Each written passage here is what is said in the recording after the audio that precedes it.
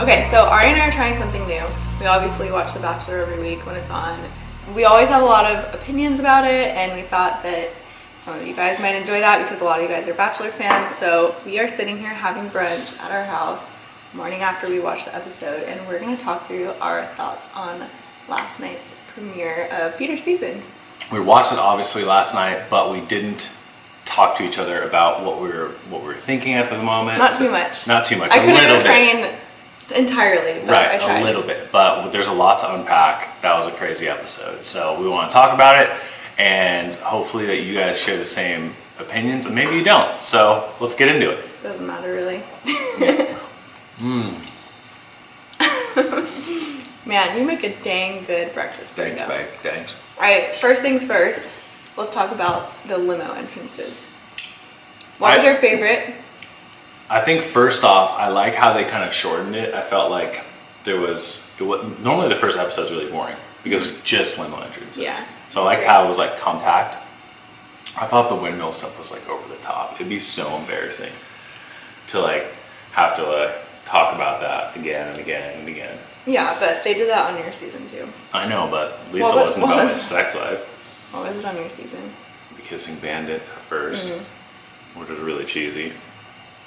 We had Annalise come out with the bandit thing. Tell me what your favorite one was, your least favorite one, and the one that stood out to you the most. Oh, the least favorite was talking about how she's a dry sense of humor, but that's the only thing that's dry. I was like, cringe. I was like, oh my gosh, your parents are watching this. Yeah, that was bad. Oh, and then she backed it up later in the night by just reiterating he had forgotten. I would have been like, oh good, you forgot? Cool, let's talk about us. Yeah. Or let's talk about something else. Yeah, and she just brought it up. I was like, oh no, don't do it. And yeah, then the and producers then it was the did an only awesome thing job. that she talked to him about the whole episode. So that was the most cringe-worthy for me. There wasn't like a standout. I would say the girl he met previously, I don't even know her name. I'm sorry. I'm really bad at names. And Kelly. so Kelly.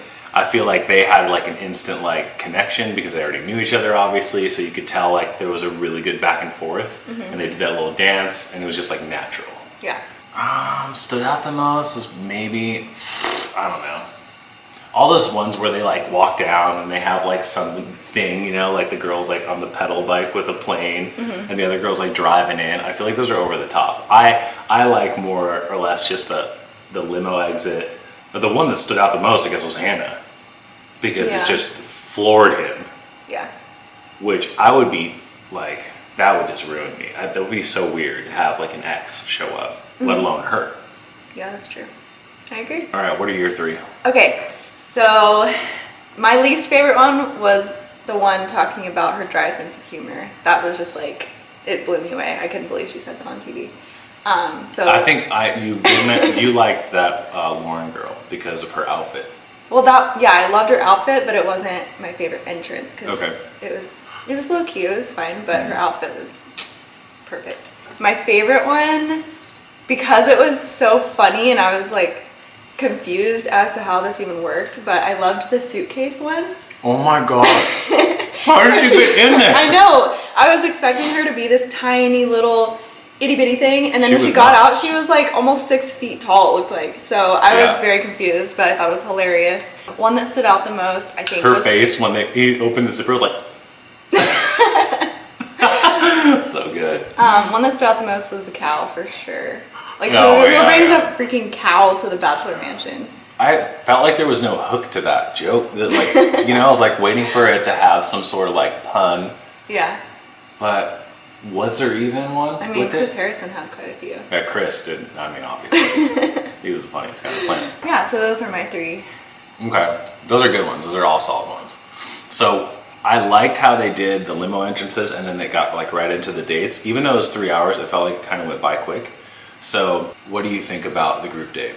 So to refresh your memory, remember it was like they went to that theater and Hannah had that like awkward. Oh, there were 2 group dates. That's why I was confused. Oh, that's right. So the first one was a flight one. They did flight instruction. Okay. So for the first group date, I thought it was really funny how they were all in class and nobody could remember how to do math. Because I would have been right there with them. 5280. I was like, okay, if someone gets that, that's pretty good. Yeah. That was Hannah Ann, right? Yeah. What do you think about Hannah Ann? Because they showed her a lot, so I feel like she's like sticking around. Well, remember in the beginning I was like, she is the Chelsea of the group. She's the one they sent in there multiple times. So I think that she is going to be pretty relevant in the beginning, but I think she's going to go home like mid-season. Okay. What do you think about the word bold? Oof. I don't want to hear it ever again. Oh. I was already over that word on Hannah's season, and now it's like reoccurring again. And I can tell you right now that Peter's saying I love that a lot. Is he? It's because he has the same producer as I did. Was he saying that? He said I love that like 6 times. Maybe. I'm not counting. I think people in general say I love that a lot, but they just emphasized it for you. Because you're easy to make fun. That's true. I am very easy to make fun. Group date. I thought that part was funny, and then I wasn't sure what I thought about what was that blonde girl's name? The one that was getting motion sickness. I forgot her name, but her mother was an addict, and she'd never gotten flowers before. Yeah, I Which liked she's her. a beautiful girl. I don't understand how she's not gotten flowers before. We were both like kind of shocked on that. I know, that was the one thing I kept asking you. I was like, how? Like, why do you think she's never gotten flowers before? That's so weird. I think we were both kind of unsure about her, but then she did that little interview after their moment together, and I think we both like her for him, right? Yeah, or At I this just point- like her in general. At this point, I feel like they could be a good match. So we need to learn. We need to learn her name though. We can tell we really didn't research. We are spoiler free. We don't know anything about the season, except for we know a little bit because What? because of your mom. That comes later. Oh yeah, Virginia Beach Girls. Yep. Yep, that comes later. But Hard to avoid that. Yeah, first group date, you like her the best out of that, and then second group date, there was a one-on-one in between with Madison, who, she went to see Peter's family, which I did the first week as well, which I gotta say is really soon and a little bit awkward because it's just. She did really good though for it being an awkward. She did really good. The renewing the vows was really sweet. Lauren actually cried. His parents are adorable. I know. She's crying right now. She's thinking about it. I'm not. I'm good. That was really sweet. I think that was a really cool date. It was obviously a great date to be on for her. And I feel like there was definitely a connection there. And I think she's going to be around for a while. Yeah, I feel like she's one of those girls that just makes you feel comfortable, probably. And she's like probably a really good friend initially. But I don't know if it's going to go past that. You don't think there's a romantic connection? I don't know. She's very intelligent. I think she would be a really good girlfriend or fiance, but I don't know. Yeah, it's so hard to tell at this point. I liked how mature she was about their conversation at dinner and telling him that she just wants him to find his person, and if it's not with her, then she'll be happy for him still. I thought that was really sweet of her to say. I thought that was sweet. But then also kind of made me feel like they were like friend zoning each other at the same time. That's maybe why I got that vibe from her too. Yeah, I was like, But I also said that to you at the end too, so. yeah, well. There was a lot of things that happened before that. So it was an overall solid date though. I thought that was really cool. The part when Tennille Arts, I think that's the band name. They played during my season. They played during Colton's season. I don't know if they have an in or whatever, but they're basically like the Chris Bukowski at this point. They're like showing up every season. But it was kind of funny how they like invited the parents back. I don't know. It seemed like too much. I would have liked it to be more romantic at the end.